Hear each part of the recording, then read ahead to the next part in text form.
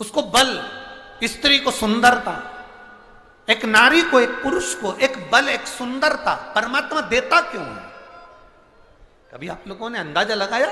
कभी किसी शास्त्रों पुराण में, किसी वेद में, कभी शास्त्रों में अध्ययन किया कि किसी पुरुष को भगवान सुंदरता दिया, बल दिया, किसी नारी को भगवान ने सुंदरता दिया, चतुरता दी, सुंदरता दी? क्यों दी? उसका कारण क्या है? किस लिए?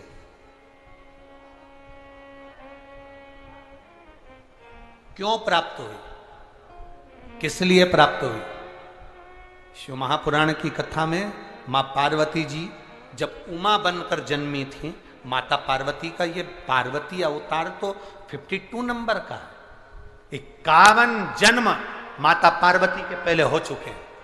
51 जन्म, उसमें से जो उमा जन्म माता पार्वती का है। जब माता उमा बनी, शंकर भगवान महेश बने थे, इसलिए उनको उमा महेश कहा गया।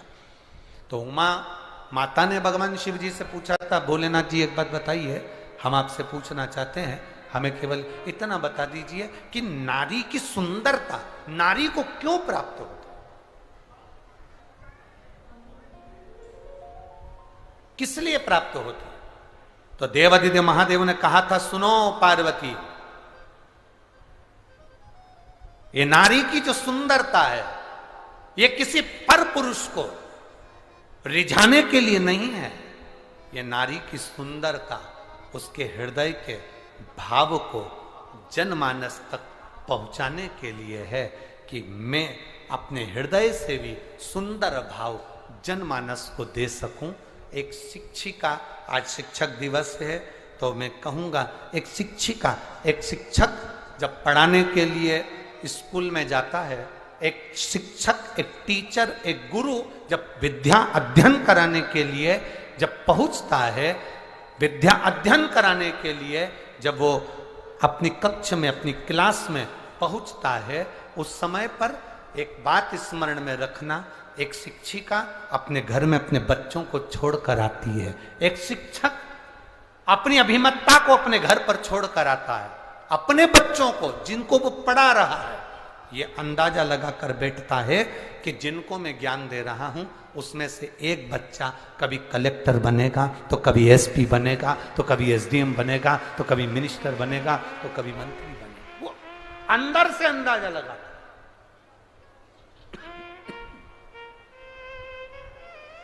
अपने भीतर से अंदाजा लगा रहा होता, वो अपने अंदर से अंदाजा लगा रहा होता है।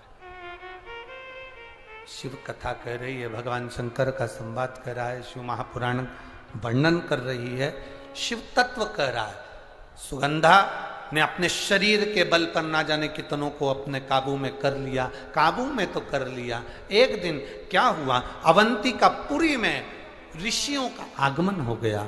ऋषि कुमार आए, अवंतिकापुरी में बैठे और क्षिप्रा माँ के तट पर बैठकर अवंतिकापुरी में ऋषिगण सबकी सब तप साधना में लीन होने लगे। इनकी सुंदरता को देखकर, इनके स्वरूप को देखकर सुगंधा ने विचार करा, क्यों ना इनको भी मैं अपनी मुट्ठी में कर लूं, इनको भी मैं अपने कब्जे में कर लूं और इनको भी मैं अपनी चाल में चलाऊं। सुगंधा ने अपने शरीर की सुगंध के माध्यम से ऋषियों के सामने अपनी सुंदरता का जाल फैलाना प्रारंभ किया।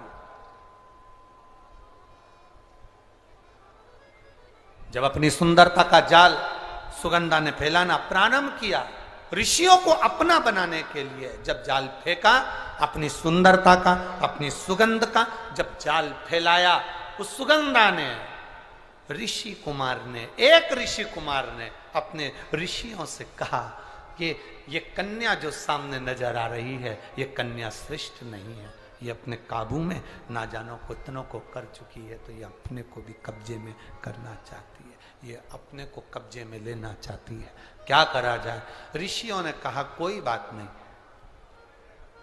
इसके माता पिता के कोई पूर्व के पुण्य होंगे जिसके कारण ये कन्या के शरीर में सुगंध आई है और इसका अवंतिकापुरी में जन्म हुआ है, ये पूर्व के कर्म होंगे।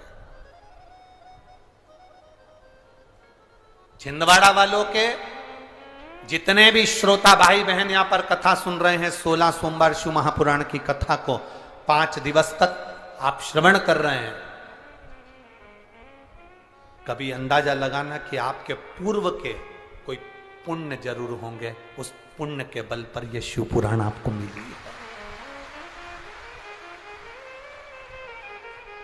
पुण्य नहीं होता तो कोई कथा में नहीं होता। एक पत्र आया है, देखिए।